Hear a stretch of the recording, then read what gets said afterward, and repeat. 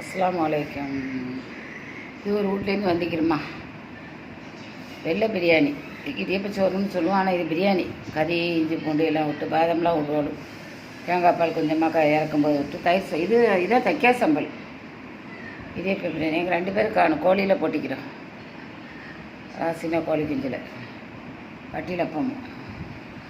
பார்த்துட்டு லைக் பண்ணுங்கள், ஷேர் பண்ணுங்கள், சப்ஸ்கிரைப் பண்ணுங்கள். இது எப்படி செய்யணுன்னா நெய்யில் தான் நெய் ஊற்றி கொஞ்சம் வெங்காயம், பட்டை, கிராம்பு, ஏலக்காய், இஞ்சி பூண்டுலாம் போட்டு தாளித்து அதுக்கப்புறம் கறியை போட்டுடணும். நிறைய பச்சை மிளகாய் வெட்டி போடணும்.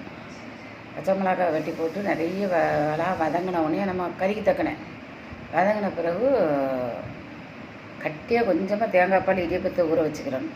அதுக்கப்புறம் போட்டு கிண்டி கொஞ்சம் தம்மில் போடணும்.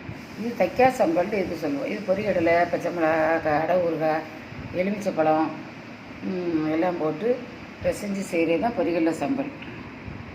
இதுக்கு பேர் எங்கள் ஊரில் தைக்கா சம்பலும் போகும். இதுதான் காம்பினேஷன். அதுக்கு ஒரு வட்டியில் போகணும் வைப்போம். பார்த்துட்டு லைக் பண்ணுங்கள், ஷேர் பண்ணுங்கள், சப்ஸ்கிரைப் பண்ணுங்கள். அஸ்ஸலாமு அலைக்கும்.